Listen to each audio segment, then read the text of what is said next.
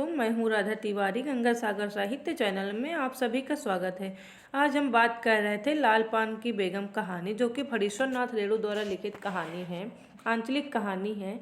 उसके पहले हम पार्ट 1 के माध्यम से दृष्टि वाली बुक से इम्पोर्टेंट फैक्ट प्लस जितने भी राइटर लगे हुए हैं उनका जीवन क्रम, जितनी भी कहानियाँ लगी हुई हैं उनका कहानी प्रकाशन वर्ष, हम सभी चीज़ें कंप्लीट कर चुके हैं। तो अभी हम लाइन बाय लाइन पूरी कहानी का वाचन करेंगे, क्योंकि पूरी कहानी जब तक अगर हम नहीं पढ़ रहे हैं ना, तब तक एग्जाम में क्वेश्चन नहीं बना पाएंगे। क्योंकि पहली बात तो कहानी से कम 8 से 10 क्वेश्चन, 7 क्वेश्चन बन ही रहे हैं सिर्फ यूनिट 7 से। कहानी सरल यूनिट है, उसे छोड़कर हमें नहीं जाना है, कि इसलिए हम पूरा लाइन बाय लाइन वाचन कहानी का कर रहे हैं, ताकि कहानी का क्वेश्चन कम से कम ना छूटे, क्योंकि ये सरल यूनिट है। फणीश्वर नाथ रेणु की कहानी है। कहानी की शुरुआत करते हैं लाइन बाय लाइन वाचन। क्यों बिरजू की माँ नाच देखने नहीं जाएगी क्या? बिरजू की माँ शकरकंद उबाल कर बैठी मन ही मन कुढ़ रही थी। अपने आंगन में 7 साल का लड़का बिरजू शकरकंद के बदले तमाचे खाकर आंगन में लोट पोट कर सारी देह में मिट्टी लगा रहा था। चंपिया के सिर भी चुड़ैल मंडरा रही थी। चंपिया के सिर पर भी चुड़ैल मंडरा रही थी। इसमें जो मेंशन किया गया है कि जो लड़का है उसकी 7 साल उम्र है, किसकी? बिरजू की 7 साल उम्र है। जो क्योंकि जितने भी कहानी में पात्र हैं, अगर उनकी उम्र मेंशन की गई है तो उसे आपको नोट कर लेना है, ताकि वो बहुत ही महत्वपूर्ण है।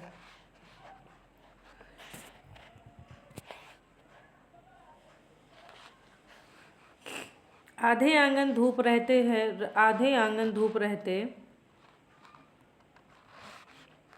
आधे आंगन धूप रहते, जो गई सहुआइन की दुकान छोवा गुड़ लाने, तो अभी तक नहीं लौटी। दिया बाती की बेरा हो आई है, आज लौट के आज जरा लौट के। बागड़ बकरे की देह में कुकुरमाछी लगी थी, इसलिए बेचारा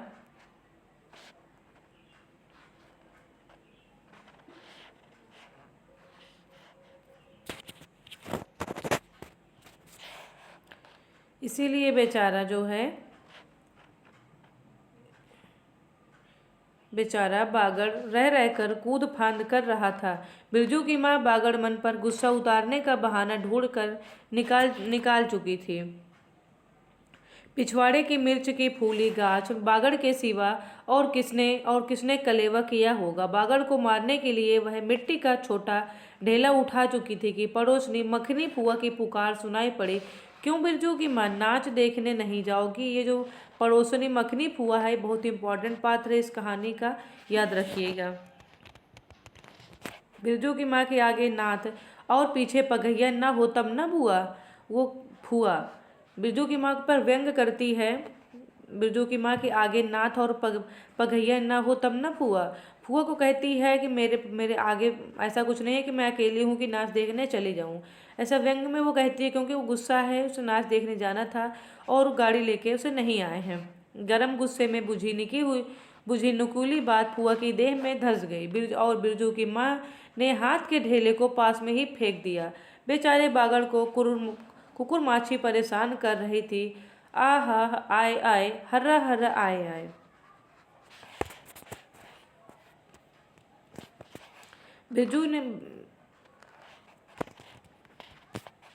ने लेटे ही लेटे बागड़ को एक डंडा लगा दिया। बिरजू की माँ की इच्छा हुई कि जाकर उसी डंडे से बिरजू का भूत भगा दे, किंतु नीम के पास खड़ी पनभरियों की खिलखिलाहट सुनकर रुक गई। बोली, ठहरे, तेरे बप्पा ने बड़ा हाथ छुट्टा बना दिया है, तुझे बड़ा हाथ चलाना, तो तेरा जो हाथ है बहुत चलता है, ठहर। मखनी फुआ नीम के पास झुकी, कमर से घड़ा उतार कर पानी भरकर लौटती पनभरनियों में बिरजू की माँ की बहकी हुई बात का इंसाफ कर रही थी। जरा देखो तो बिरजू की माँ को, 4 मन पाट झूठ का पैसा क्या हुआ? धरती पर पाँव ही नहीं पड़ते। निसाफ करो, खुद अपने मुंह से 8 दिन पहले से ही गांव में गली गली में बोलती फिरी है कि हाँ, इस बार बिरजू के बप्पा ने कहा है बैलगाड़ी पर बिठाकर बलरामपुर का नाच देखने लाऊंगा। बैल अब अपने घर हैं तो 1000 गाड़ी मंगनी मिल जाएंगी। सो मैंने अभी टोक दिया, नाच देखने वाली सब तो आउन आउन पाउन कर हो रही है, रसोई पानी कर रही है, मेरे मुंह में आग लगे, क्यों मैं टोकने गई, सुनती हो? क्या जवाब दिया है बिरजू की माँ ने। मखनी फुआ मखनी फुआ ने अपने पोपले मुंह के होठों को एक ओर मोड़कर ऐंठती हुई बोली निकाली। अरे हाँ, बिरजू की ये मैं, या के आगे नाथ और पीछे पगैया ना तब हो ना। जंगी की पतोहू बिरजू की माँ से नहीं डरती। वह जरा वह जरा गला खोल कर कहती है, फुआ फुआ सर्वे सित शीतल मिर्टी सर्वे सेटलमेंट के हाकिम के पास बासा पर फूल छाप किनारी वाली साड़ी पहने तू भी भटा की भेंटी चढ़ाती हो तो तुम्हारे नाम से भी 2-3 बीघा धनहर जमीन का पर्चा कट जाता। फिर तुम्हारे घर आज 10 मन सोना सोना बांग पाठ होता है, जोड़ा बैल खरीदता, फिर आगे नाथ और पीछे सैकड़ों पगैयां झूलती। कौन कहता है ये? जंगी की पतोहू कहती है। जंगी की पतोहू मूंछोर रेलवे स्टेशन के पास की लड़की है। जंगी पतोहू कहाँ की है? रेलवे स्टेशन के पास की है। 3 ही महीने हुए हैं गौने की, नई बहू होकर आई है और सारे कुर्मा टोली की सभी झगड़ालू सासू को से एक आध मोर्चा ले चुकी है। कुछ गांव में ऐसी हर जगह बहुएं रहती हैं जो मोर्चा ले लेती हैं। उसके जो ससुर हैं जंगी दागी चोर हैं, किलासी है, उसका खसम रंगी कुर्मा टोली का नाम ही लठाए थे, इसीलिए हमसे सींग खुजाती फिरती है। कौन? जंगी की पतोहू। बिरजू की माँ के आंगन में जंगी की पुतोह की गला खोल बोली, गुलेल की गोलियों की तरह दनदनाती हुई आई थी। बिरजू की माँ ने एक तीखा जवाब खोज कर निकाला, लेकिन मन में सोच कर रह गई, गोबर की ढेरी में कौन ढेला फेंके। जीभ के झाल के को गले में उतार कर बिरजू की माँ ने अपनी बेटी चंपिया को आवाज दी, अरे चंपिया, या आज लौटे तुम, तेरी मूड़ी मरोड़ कर चूल्हे में झोंकती हूँ। दिन दिन बेचाल होती जाती है। गांव में तो अब ठेठर बैस्कोप का गीत गाने वाली पतुरिया पुतोहू सब आने लगी हैं। कहीं बैठ के बाजे न मुरलिया सीख रही होगी। अरे आ जा, अरे चंपिया। वो अपने जो है लड़की को जो है बोलती है कि मैंने भेजा था सामान लाने दुकान में, वो गाना सीखने लगी होगी। उसे डांटती है, एक पयाई नहीं इसलिए चिल्ला रही है कि कहीं गाना ना सीख रही हो, बाजे ना मुरलिया।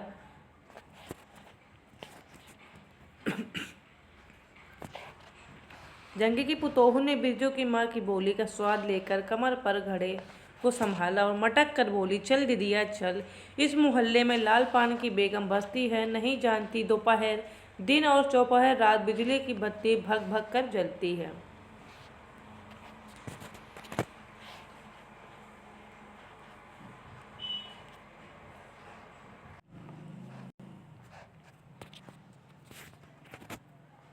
भग भग बिजली बत्ती की बात सुनकर न जाने क्यों खिलखिलाकर हंस पड़ी।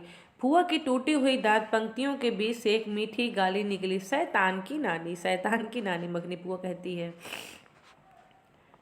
बिरजू की माँ की आंखों पर मानो किसी ने तेज टार्च की रोशनी डालकर चौंधिया दिया। भग भग बिजली बत्ती। 3 साल पहले सर्वे कैंप के बाद गांव की जलंडाही औरतों ने एक कहानी गढ़ के फैलाई थी चंपिया की माँ के। आंगन में रात भर बिजली बत्ती भुकाती थी। चंपिया की माँ के आंगन में नाक वाले जूते की छाप घोड़े के टाप की तरह जलो जलो जलो जलो। चंपिया की माँ के आंगन में जैसे चांदी जैसे पाट सूखते कर देख कर जलने वाली सब औरतें खलिहान पर सोनाली धान के बोझों को देखकर बैगन का भुर्ता हो जाएंगी।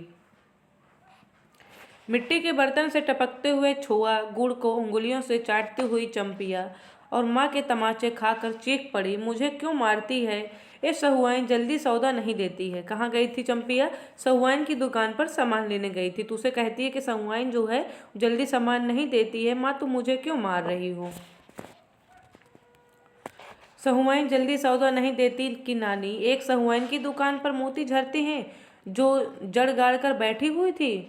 बोल, गले पर लात देकर कल्ला तोड़ दूंगी हर जाई, जो फिर कभी बाजे न मुरलिया गीत सुना। चला सीखने जाती है टीसन की छोकरियों से, चाल सीखने जाती टीसन की छोकरियों से।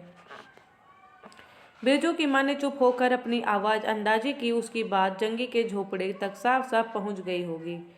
बिरजू बीती हुई बातों को भूलकर उठ खड़ा हुआ था और धूल झाड़ते हुए बर्तन से टपकते टपकते गुड़ को ललचाई निगाह से देखने लगा।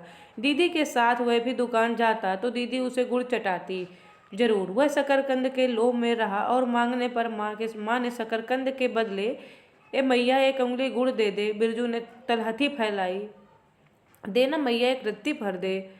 एक रत्ती क्यों, उठा के बर्तन को फेंक आती हूँ पिछवाड़े में, जाके चाटना। नहीं बनेगी मीठी रोटी, मीठी रोटी खाने का मुंह होता है। बिरजू की माँ ने उबले शकरकंद का सूप रोती हुई चंपिया के सामने रखते हुए कहा, बैठ के छिलके उतार, नहीं तो अभी। कहती है शकरकंद के छिलके उतार, नहीं भी बताती हूँ। 10 साल की चंपिया, कितने साल की? 10 साल की चंपिया कहानी में है। बिरजू की उम्र कितनी है? 7 साल। शकरकंद छीलते समय कम से कम 12 बार माँ उसे बाल पकड़कर झकझोरेगी, छोटी छोटी खोट निकाल कर गालियाँ देगी। पाँव फैला के क्यों बैठी है? उस तरह बेलज्जी चंपिया माँ के गुस्से को जानती है। बिरजू ने इस मौके पर थोड़ी सी खुशामद करके देखा, मैया मैं बैठकर भी शकरकंद छीलूं? नहीं, माँ ने झिड़क दी। एक शकरकंद छीलेगा और 3 पेट में। जाके सिद्धू की बहू से कहो 1 घंटे के लिए कड़ाही मांग कर ले गई तो फिर लौटाने का नाम नहीं लेती। जा जल्दी लेके आ। अपने बिरजू को भेज देती है कहाँ? कड़ाही लेने। किसके यहाँ भेजती है? सिद्धू की बहू के यहाँ। किसके यहाँ? सिद्धू की बहू के यहाँ। मुंह लटकाकर आंगन से निकलते हुए बिरजू ने शकरकंद गुड़ पर निगाहें दौड़ाई। चंपिया ने अपने झबरे केस की ओट से माँ की ओर देखा और नजर बजाकर चुपके से बिरजू की ओर एक शकरकंद फेंक दिया और बिरजू लेकर भाग गया। ये थी बड़ी बहन का प्रेम। तो बिरजू को खुद नहीं खा रही है, लेकिन बिरजू को छिपाकर फेंकती है और माँ की नज़र भी बचाती है। अगर माँ देख लेती तो समझ रहे हैं कि क्या हाल होता। सूरज भगवान डूब गए, दिया बत्ती की बेला हो गई, अभी तक गाड़ी नहीं आई। चंपिया बीच बीच में ही बोल उठी, कोयरी टोली में किसी ने गाड़ी नहीं दिया मैया। बप्पा बोले माँ से कहना सब ठीक ठाक करके तैयार रहे। मलदैया टोली के मियाँ जान की गाड़ी लेने जा रहा हूँ। किसके यहाँ?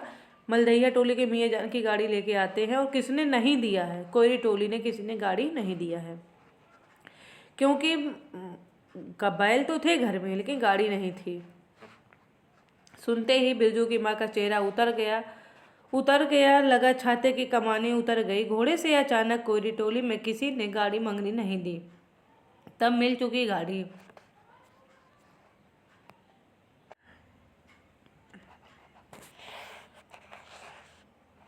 मंगनी गाड़ी नहीं दी, तब मिल चुकी गाड़ी। जब अपने गांव के लोगों की आंख में पानी नहीं तो मलदैया टोली की मियाँ जान की गाड़ी का क्या भरोसा।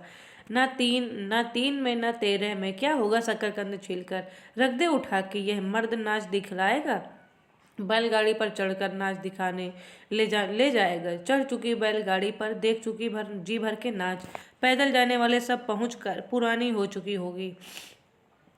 बिरजू छोटी कड़ाई सिर पर औंधा कर वापस आया। देख दीदिया मलेटरी टोपी, इस पर 10 लाठी मारने पर भी कुछ नहीं होता। सर पर कड़ाही रखे हुए और दीदी से कहता है कि इस पर अगर 10 लाठी भी पड़ जाए ना तो ये मलेटरी वाली टोपी है, ये टूटेगी नहीं।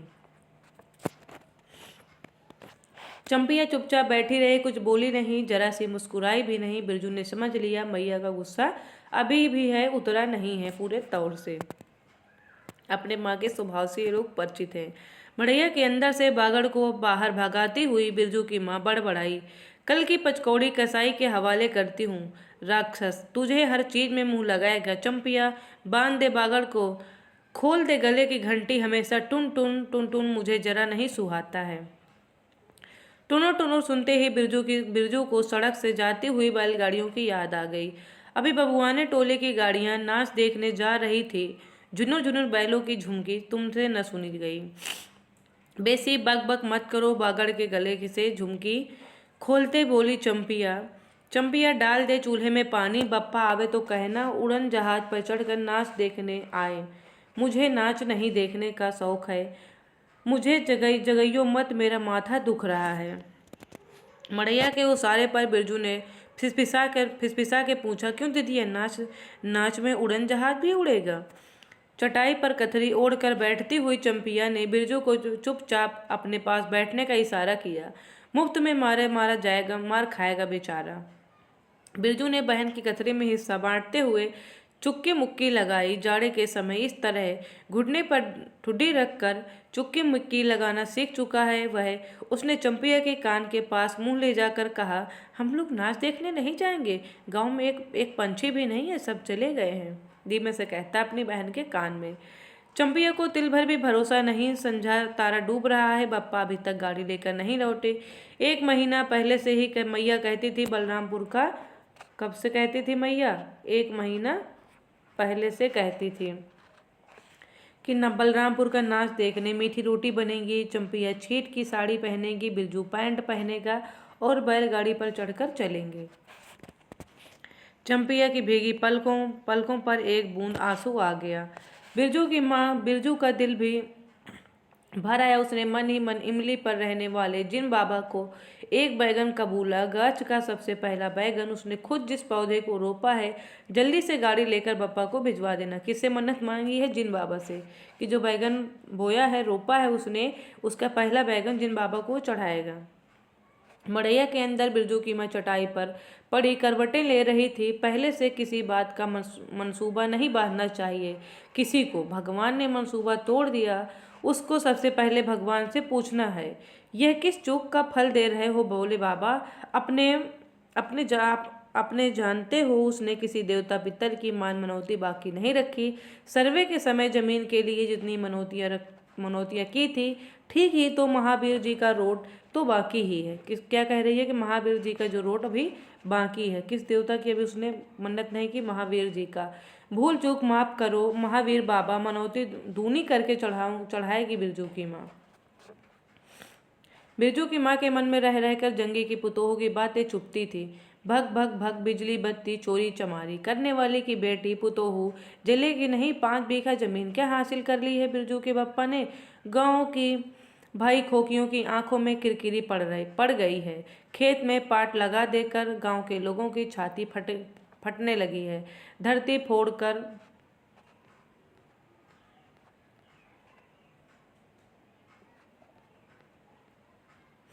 ये कहानी जो है बहुत ही महत्वपूर्ण है। से एक आध क्वेश्चन आपको मिलेगा ही।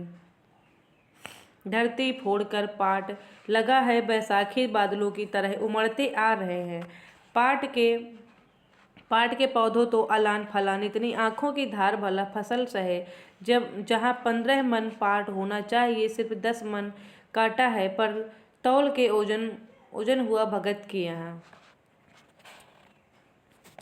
इसमें जलने की क्या बात है भला? बिरजू के बप्पा ने तो पहले कुरमा टोली के एक एक आदमी को समझा। कहा, जिंदगी भर मजदूरी करते रह जाओगे, सर्वे का समय हो रहा है। लाठी कड़ी करो तो 2-4 बीघे जमीन हासिल कर सकते हो। सो गांव के किसी पुतखौकी का भतार सर्वे के समय बाबू साहब के खिलाफ खांसा भी नहीं। बिरजू के बप्पा को कम सहना पड़ा है। बाबू साहब गुस्से से सर्कस नाच के बाघ की तरह घुमड़ते रह गए। उनका बड़ा बेटा घर में आग लगाने की धमकी देकर गया। आखिरकार बाबू साहब ने अपने सबसे छोटे लड़के को भेजा। बिरजू की माँ को मौसी कह के पुकारा। यह जमीन बाबू ने मेरे नाम से खरीदी है। मेरी पढ़ाई लिखाई उसी जमीन की उपज से चलती है। और भी कितने बातें खूब मोहना जानता है। उतना जरा सा लड़का जमींदार का बेटा है। चंपिया से कहती है, चंपिया बिरजू सो गया क्या? यहाँ आ जा बिरजू, अंदर तू भी आ जा चंपिया। भला आदमी आया तो एक बार आज। बिरजू के साथ चंपिया अंदर चली गई। माँ ही है, गुस्सा भले करती है, माँ की बात में तो प्रेम करती ही है, गुस्से में भी प्रेम है। डिबरी बुझा दे, बप्पा बुलाए तो जवाब मत देना। चंपिया गिरा दे।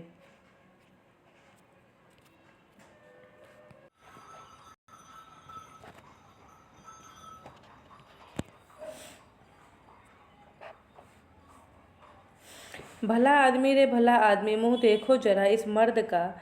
बिरजू की माँ दिन रात मंझा न देती रहती तो ले चुके थे जमीन, रोज आकर माथा पकड़ के बैठ जाए।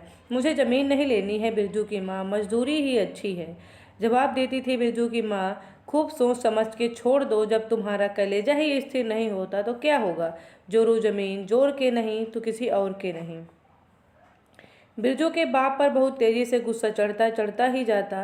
बिरजू की माँ का भाग ही खराब है जो ऐसा गोबर गणेश घर वाला उसे मिला है।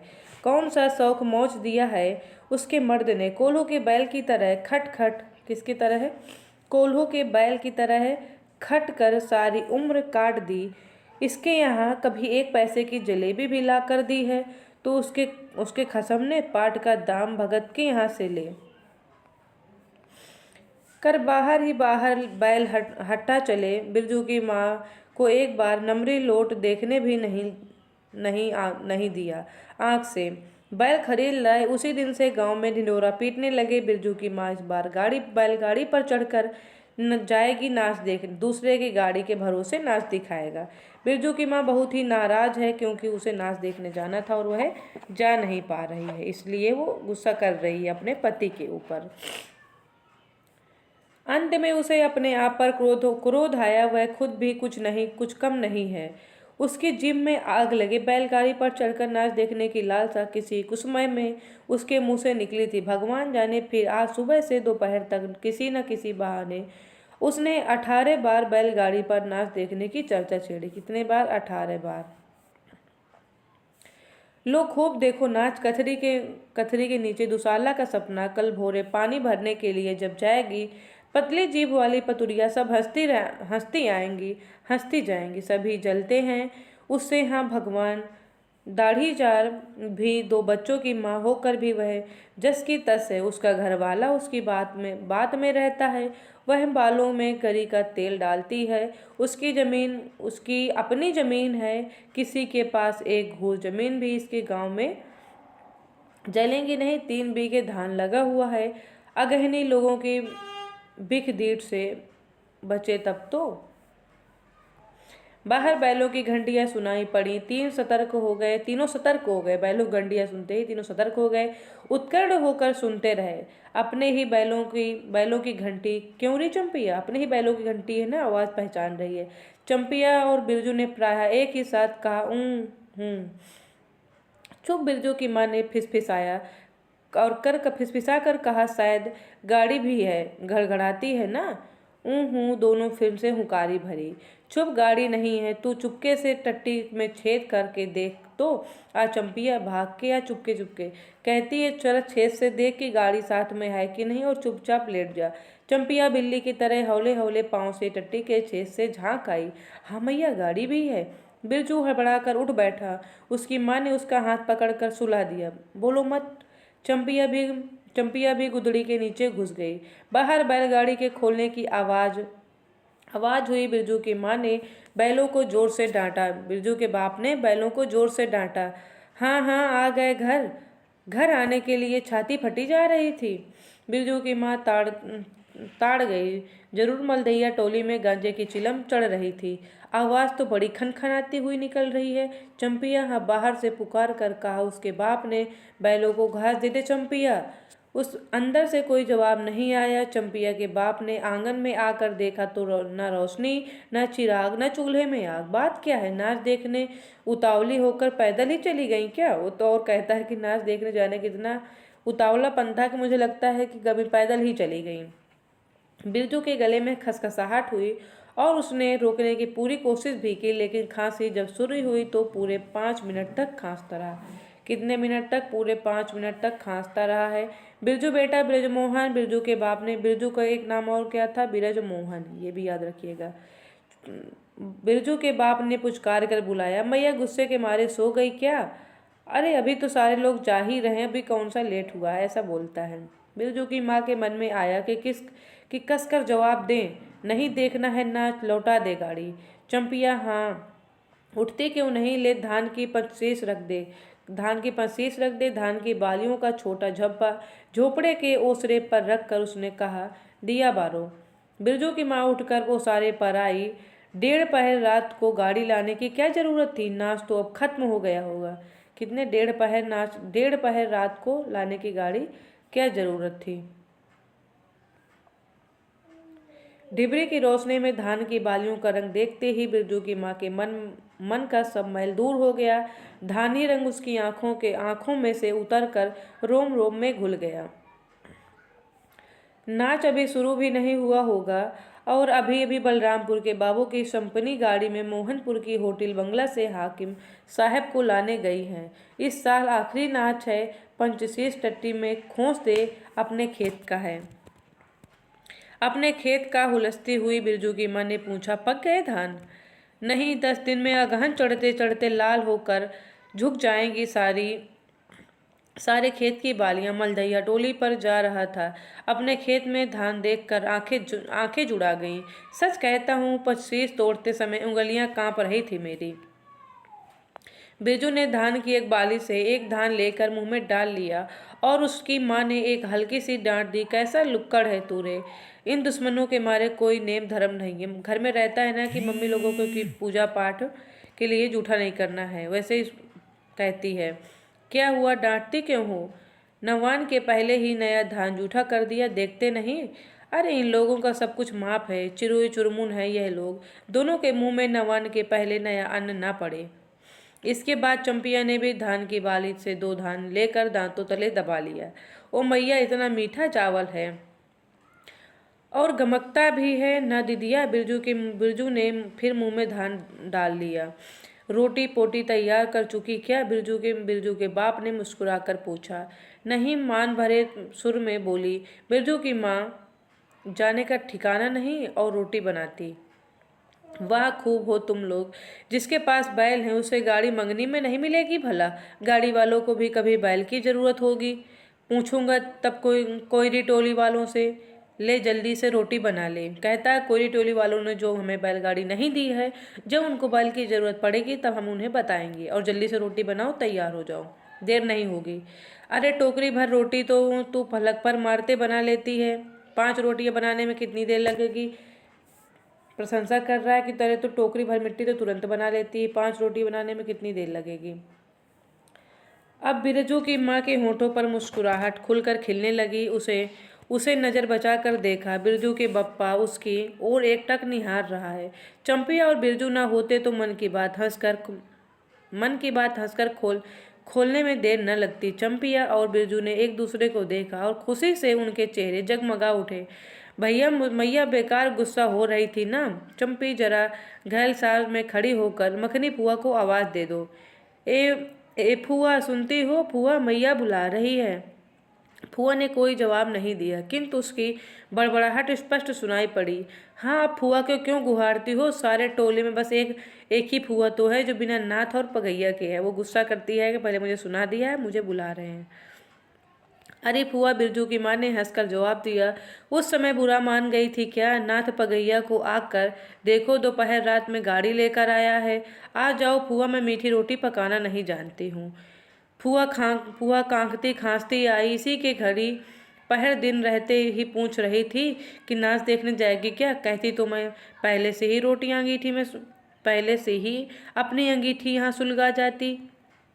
बिरजू की माँ ने फुआ को अंगीठी दिखला दी और कहा, घर में अनाज दाना वगैरह तो कुछ नहीं है, एक बागड़ है और कुछ बर्तन बासन सो। रात भर के लिए यहाँ तंबाकू रख जाती हूँ। अपना हुक्का ले आई हो ना फुआ? फुआ को तंबाकू मिल जाए तो रात भर क्या 5 रात बैठकर जाग सकती है। फुआ ने अंधेरे में टटोल कर तंबाकू का अंदाज किया। ओहो, हाथ खोल कर तंबाकू रखा है बिरजू की माँ ने। और एक वैसा हुआ इन राम कहो, उस रात को अफीम की गोली की तरह एक मटर भर तंबाकू रख कर चली गई गुलाब बाग मेले। और कह गई डिब्बी भर तंबाकू है। कहाँ गई थी? गुलाब बाग मेले। कौन सी बाग की बात की गई है? गुलाब बाग मेले की।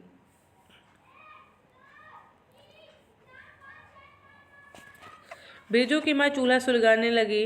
चंपिया ने शकरकंद को मसल कर गोले बनाए और बिरजू सिर पर कड़ाही औंधा कर अपने बाप को दिखलाने लगा। मलेटरी टोपी, इस पर 10 लाठी मारने पर कुछ नहीं होगा।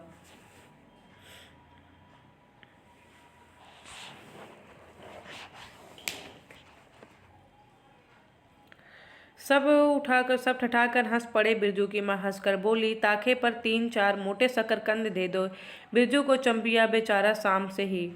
बेचारा मत कहो मैया, खूब सचारा है। अब चंपिया चहकने लगी। तुम क्या जानो कतरी के नीचे मुंह क्यों चल रहा था बाबू साहब का। ही। बिरजू के टूटे दूध के दांतों की फांक से बोली निकली, ब्लैक मार्टिन में 5 शकरकंद खा लिया। हा। सभी फिर ठठाकर हंस पड़े। बिरजू की माँ ने फुआ का मन रखने के लिए 1 कनवा गुड़ आधा दूं बुआ। फुआ ने गदगद होकर कहा, री शकरकंद तो खुद मीठा होता है, उतना क्यों डालेगी। जब तक दोनों बैल दाना घास खाकर एक दूसरे की देह को जीभ से चाटे, बिरजू की माँ तैयार हो गई। चंपिया ने छीट की साड़ी पहनी और बिरजू बटन के अभाव में पैंट पर पटसन की डोरी बंधवाने लगा। चंपिया कैसी साड़ी पहनी है? चंपिया ने छीट की साड़ी पहनी है और बिरजू बटन के अभाव में पैंट पर पटसन की डोरी बंधवाने लगा है। ये साज सज्जा की बात की गई है मेला देखने जाने के लिए। बिरजू की माँ ने आंगन से निकलकर गांव की ओर कान लगाकर सुनने की चेष्टा की। इतनी देर भला पैदल जाने वाले रुके होंगे। पूर्णिमा का चांद सिर पर आ गया। बिरजू की माँ ने असली रूपा का मांग टिक्का पहना है। पहली बार बिरजू के बप्पा को क्या हो गया है? गाड़ी जोतता क्यों नहीं? मुंह की ओर एकटक देख रहा है मानो नाच लालपान की बेगम। गाड़ी पर बैठते ही बिरजू की माँ की देह में एक अजीब गुदगुदी होने लगी। उसने बांस की बल्ली को पकड़कर कहा, गाड़ी पर अभी बहुत जगह है, जरा दाहिनी सड़क से गाड़ी हाँकना। बैल जब दौड़ने लगे, पहिया जब चू चू कर घरघराने लगा, तो बिरजू से नहीं रहा गया। उड़न जहाज की तरह उड़ाओ बप्पा, उड़न जहाज की तरह। गाड़ी जंगी के पिछवाड़े पहुंची। बिरजू की माँ ने कहा, जरा जंगी से पूछो ना, उसकी पतोहू नाच देखने जाएगी क्या? किससे? जंगी की पतोहू से। गाड़ी के रुकते ही जंगी के झोपड़े से आती हुई रोने की आवाज़ स्पष्ट हो गई कि बिरजू के बप्पा ने पूछा, अरे जंगी की भाई, काहे कन्नरोहट हो रहा है आंगन में? जंगी घूर ताप रहा था। बोला, क्या पूछते हो रंगी? बलरामपुर से लौटा नहीं तो पुतुहिया नाच देखने कैसे जाए? आसरा देखते देखते उधर गांव की सभी औरतें चली गईं। अरे टीसन वाली, तू रोती काहे? बिरजू की माँ ने पुकार कर कहा, आज झट से कपड़ा पहनकर, गाड़ी में बहुत जगह है, आजा बैठ जा। बगल के झोपड़े से राधे की बेटी सुनरी ने कहा, काकी गाड़ी में जगह है, मैं भी आ जाऊंगी। किसकी? बगल के झोपड़े से राधे की बेटी सुनरी ने कहा। ये महत्वपूर्ण है, सभी आप याद रखिएगा। बांस की झाड़ी के उस पार लरेना खवास कर घर है। उसकी बहू भी नहीं गई, गिलट कर झुमकी कड़ा पहन कर झमकती आ रही है। आ जा, जो बाकी रह गई है सब आ जाएं जल्दी से। जंगी के पतोहू लरेना की बीवी राधे की बेटी सुनरी तीनों गाड़ी में आ गई। कौन कौन गाड़ी में आ गया है याद रखिएगा। बैलगाड़ी में जंगी की पतोहू लरेना की बीवी राधे की बेटी सुनरी तीनों गाड़ी के पास आई हैं। बैल ने पिछला पैर फेंका। बिरजू के बाप ने एक भद्दी गाली दी, साला लताड़ मारकर लंगड़ी बनाएगा पुतोहू को। सभी ठठाकर हंस पड़े। बिरजू के बाप ने घूंघट में झुकी दोनों पुतोहुओं को देखा। उसे अपने खेत की झुकी हुई बालियों की याद आ गई। ये महत्वपूर्ण पंक्ति है। सभी ठठाकर हंस पड़े। बिरजू के बाप ने घूंघट में झुकी हुई दोनों पुतोहुओं को देखा। उसे अपने खेत की झुकी हुई बालियों की याद आ गई। जंगी की पतोहू का गौना 3 ही मास पहले हुआ। गौने की रंगीन साड़ी से कड़वे तेल और लठवा सिंदूर की गंध आ ही रही थी। बिरजू की माँ को अपने गौने की याद आ गई। उसने अपने कपड़े की गठरी से 3 मीठी रोटियां निकाल कर कहा, खा ले एक एक करके, सिमराह के सरकारी कूप में पानी पी लेंगे। कहाँ के? सिमराह के सरकारी कूप में पानी पी लेंगे सभी लोग। गाड़ी गांव से बाहर होकर धान के खेतों के बगल से जाने लगी। चांदनी कार्तिक खेतों के धान के झड़ते फूलों की गंध आती है। बांस की झाड़ी में कहीं दूधे की लता फूली है। जंगी की पुतोहू ने एक बीड़ी सुलगाकर बिरजू की माँ की ओर बढ़ाई। बिरजू की माँ को अचानक याद आ गई, चंपिया, सुनरी, लरेना की बीवी और जंगी की पुतोहू, ये चारों ही गांव में बैसकोप का गीत गाना जानती हैं। कौन सा गीत? बैसकोप के गीत की बात हो रही है।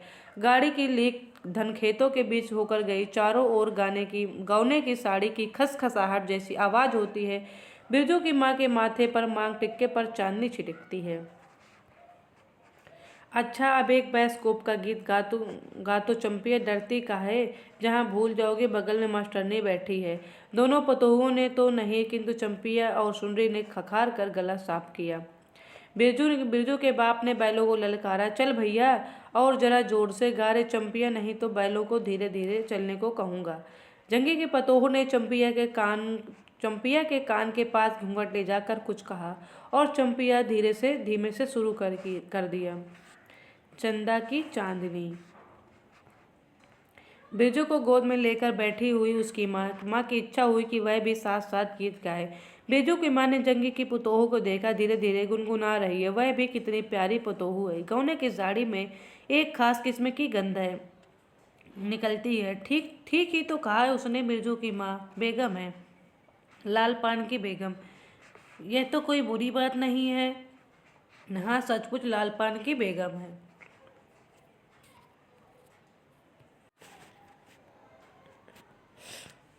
बिरजू की माँ ने अपनी नाक पर दोनों हाथों को आंखों को केंद्रित करने की चेष्टा करके अपने रूप की झांकी ले। लाल साड़ी की झिलमिल किनारी, मांग टिक्का पर चांद। बिरजू की माँ के मन में अब कोई लालसा नहीं, उसे नींद आ रही है।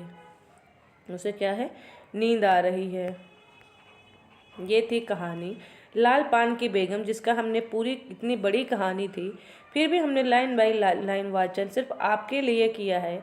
ऐसा नहीं कि सिर्फ अच्छे थंबनेल और बड़े प्लेटफॉर्म या बड़े सेटअप से ही आपको कहानी मिलेगी या कुछ पढ़ रहे हैं, ऐसा नहीं है। छोटे प्लेटफॉर्म और बिना किसी